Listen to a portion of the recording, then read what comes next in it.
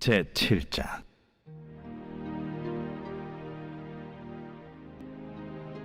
귀한 자에 따라 신을 신은 내 발이 어찌 그리 아름다운가.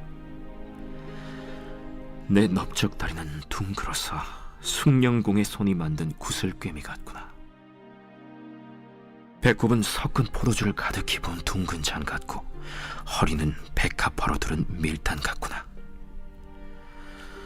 두 유방은 암사슴의 쌍태 새끼 같고, 목은 상아망대 같구나. 눈은 헤스본 바드랏빛 문 곁에 있는 연못 같고, 코는 다메색을 향한 레바논 망대 같구나. 머리는 갈멜산 같고, 드리운 머리털은 자줏빛이 있으니 왕이 그 머리카락에 매이었구나. 사랑아, 내가 어찌 그리 아름다운지, 어찌 그리 화창한지 즐겁게 하는구나.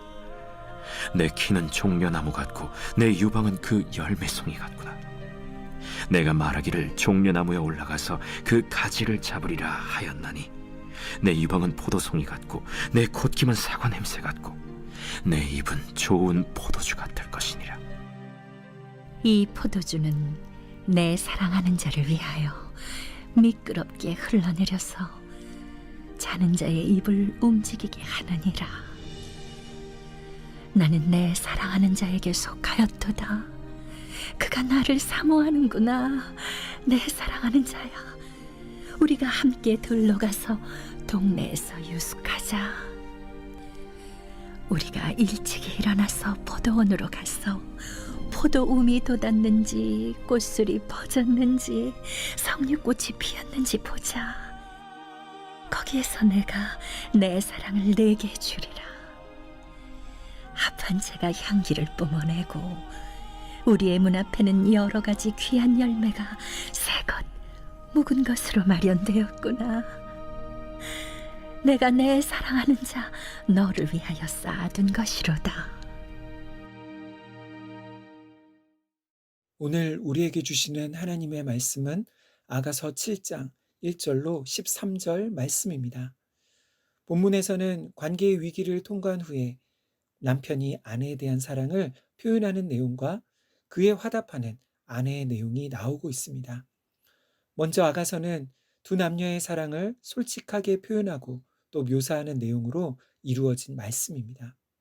그런데 이들의 사랑은 오늘날 쾌락을 추구하는 사랑이나 또는 감정적인 사랑이 아니라 결혼과 가정을 전제로 한 사랑입니다.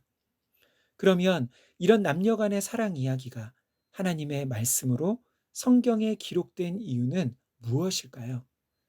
이들의 사랑을 그리스도와 교회의 관계로 또는 하나님과 우리와의 관계로 볼 수도 있지만, 또 다른 이유는 하나님께서 우리의 가정을 너무나 중요하게 여기신다는 것입니다.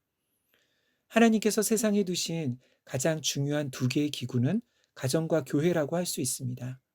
그리고 가정의 중심은 부부관계라고 할 수 있습니다. 부부관계가 좋을 때 그 가정은 마치 이 세상에서의 천국과 같은 곳이 될 수도 있고, 아니면 세상에서 가장 불행한 곳이 될 수도 있는 것이지요. 그래서 아가서는 가정과 부부관계에서의 사랑을 보여주는 말씀이라고 할 수 있습니다. 오늘날 세상의 가장 큰 위기 가운데 하나는 가정의 위기인 것 같습니다. 수많은 가정이 여러 문제와 갈등으로 어려움을 겪고 심지어 깨어지기도 합니다. 그래서 오늘날 많은 남녀들이 결혼하지 않고 혼자 살아가는 분들도 많아지는 것 같습니다. 다시 말해, 많은 사람들이 더 이상 진실한 사랑, 참된 사랑에 대한 기대가 없는, 기대하지 않는 그런 시대가 된 것이지요. 그런데 아가서는 우리에게 사랑을 위해 용기를 내라고 하는 말씀입니다. 아가서는 우리에게 사랑은 상처와 아픔을 감수하는 것이라고 말합니다. 다시 말해, 사랑하기로 선택하고 결정한다는 것은 아프고 상처받기로 결정하는 것과 같습니다. 왜냐하면 참된 사랑은 상대방의 장점과 좋은 것만을 받아들이는 것이 아니라 상대방의 모든 것, 곧 단점까지도 받아들이는 것이기 때문입니다. 사랑하는 성도 여러분, 인생의 행복은 사랑에 달려 있는 것 같습니다. 세상의 물질이나 명예, 성취로 행복을 얻는 것이 아니라 사랑이 있을 때 비로소 진정한 기쁨과 만족이 있는 것이지요. 그래서 우리 인생은 사랑이 없으면 아무 의미가 없습니다. 이것은 신앙생활도 마찬가지입니다. 하나님께서 우리에게 가장 원하시는 것도 바로 사랑인 것이지요. 고린도전서 13장 1절로 3절입니다. 내가 사람의 방언과 천사의 말을 할지라도 사랑이 없으면 소리나는 구리와 울리는 꽹과리가 되고, 내가 예언하는 능력이 있어 모든 비밀과 모든 지식을 알고 또 산을 옮길 만한 모든 믿음이 있을지라도 사랑이 없으면 내가 아무것도 아니요. 내가 내게 있는 모든 것으로 구제하고 또 내 몸을 불사르게 내줄지라도 사랑이 없으면 내게 아무 유익이 없느니라. 아멘. 사도 바울은 우리의 어떤 종교적 열심과 섬김, 헌신에도 만약 그 안에 사랑이 없으면 아무 의미가 없다고 말합니다. 사랑이 없는 교회, 사랑이 없는 가정, 사랑을 잃어버린 신앙생활은 아무 의미가 없다는 것이지요. 이제 오늘 본문 1절부터 9절은 남편의 아내를 향한 사랑의 표현입니다.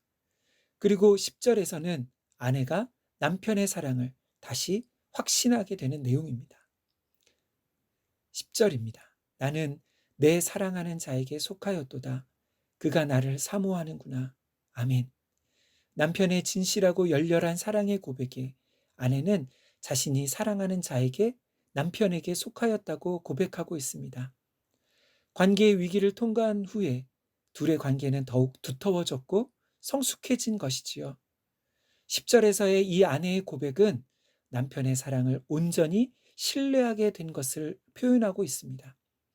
그래서 아가서가 말하는 사랑은 점점 발전해가고 성숙해져 가는 사랑입니다. 아가서는 두 남녀의 사랑이 성숙해가는 과정을 보여줍니다. 아가서의 초반부에서는 상대방이 나를 사랑하기 때문에 나도 상대방을 사랑하는 그런 조건적인 사랑을 보여주지만, 거기서 조금 더 사랑이 발전하며 내가 먼저 상대방을 사랑함으로 상대방의 사랑을 구하는 것이지요. 그리고 거기서 더 발전한 사랑은 상대방과 상관없이, 상대방이 나를 어떻게 대하든지 상관없이 사랑하는 것입니다. 사랑하는 성도 여러분, 아가서가 말하는 사랑은 우리에게 어떤 교훈을 주는 것일까요? 그것은 사람은 사랑으로 변화될 수 있다는 것입니다. 이것은 신앙생활의 중요한 원리를 가르쳐 주는 것입니다. 사람이 어떻게 변화될 수 있을까요? 죄인인 우리가 자신만을 위해 이기적으로 살았던 사람이 어떻게 변화될 수 있을까요?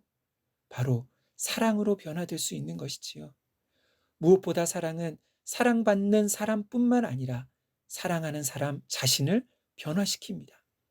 그리고 이것이 하나님이 예수님을 보내주신 이유입니다. 예수님이 십자가를 지신 이유가 무엇일까요? 사랑으로 우리를 변화시키기 위해서인 것이지요. 사랑하는 성도 여러분, 아가서는 우리에게 사랑을 독려하는 말씀입니다. 비록 아픔과 상처가 있다 할지라도, 어떤 어려움이 있더라도 사랑을 위해 용기를 내라고 하는 말씀입니다. 오직 사랑만이 우리를 변화시킬 수 있기 때문입니다. 사랑이 많으신 하나님 아버지, 예수님을 통해 우리를 향한 하나님의 사랑을 보여주심에 감사드립니다.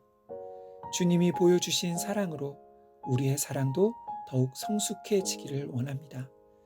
주변에 사랑할 수 없는 사람들을 사랑할 수 있는 힘과 용기를 주시고, 우리가 사랑할 때 상대방이 변화되고 또 누구보다 우리 자신이 변화되는 은혜를 주옵소서. 사랑 없는 이 세상에 주님의 사랑을 나타내는 빛된 삶 살게 하여 주옵소서. 예수님의 이름으로 기도하옵나이다. 아멘. 이 시간 함께 기도할 제목입니다. 첫째, 복음을 통해 하나님의 진정한 사랑을 깨닫고 경험함으로 주님의 사랑을 온전히 신뢰하게 하옵소서. 둘째, 우리 주변에 나를 힘들게 하는 그 상대방을 사랑하고 존중할 수 있는 힘과 마음을 주옵소서. 마지막으로 우리 산돌교회 공동체가 사랑을 잃어버린 이 세상에 주님의 사랑을 드러내는 사랑의 공동체 되게 하옵소서. 이 시간 함께 기도하겠습니다.